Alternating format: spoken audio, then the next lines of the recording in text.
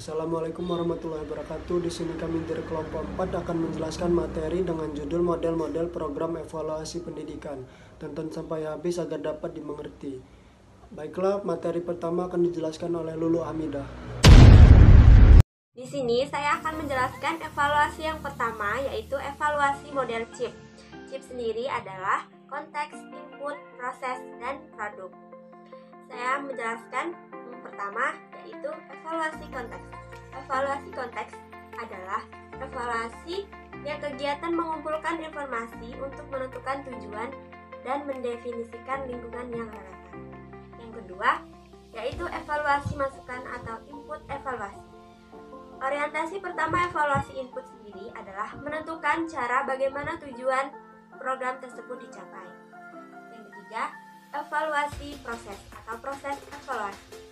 Esensi dari evaluasi proses sendiri adalah mengecek pelaksanaan sesuatu rencana atau program. Yang terakhir, ada evaluasi hasil atau produk evaluasi. Produk evaluasi sendiri adalah untuk mengukur, menafsirkan, menetapkan pencapaian hasil dari suatu program, memastikan sebagaimana besar program yang telah memenuhi kebutuhan suatu kelompok program yang telah dilayani. Model kedua, ini evaluasi model kesenjangan atau diskrepensi model. Kata diskrepensi berarti kesenjangan.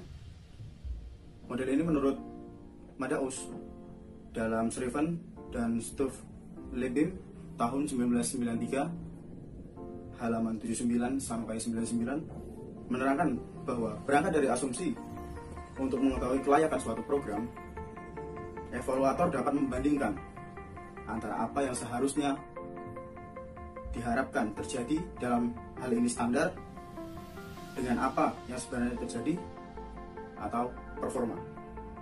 Dengan membandingkan kedua hal tersebut, maka dapat diketahui ada tidaknya kesenjangan, yaitu standar yang ditetapkan dengan kinerja yang sesungguhnya.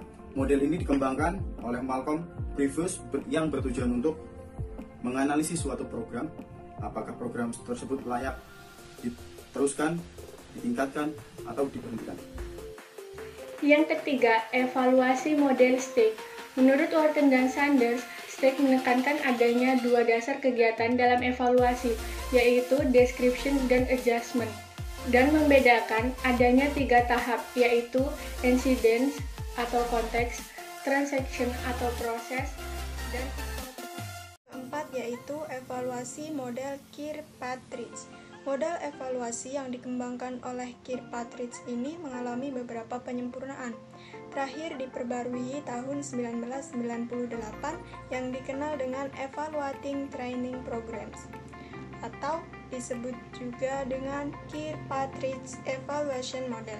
Evaluasi terhadap program pelatihan mencangkup 4 level evaluasi, yaitu reaction, learning, behavior, and result. Yang pertama yaitu evaluasi reaksi atau reaction evaluation. Catalanello dan Kirkpatrick menjelaskan bahwa evaluasi terhadap reaksi peserta pelatihan berarti mengukur kepuasan peserta. Yang kedua yaitu evaluasi belajar atau learning evaluation. Menurut Kirkpatrick, evaluasi hasil belajar dapat dilihat pada perubahan sikap, perbaikan pengetahuan, atau peningkatan keterampilan peserta setelah selesai mengikuti program. Yang ketiga yaitu evaluasi perilaku atau behavior evaluation. Poin kelima yaitu model pengukuran atau measurement model.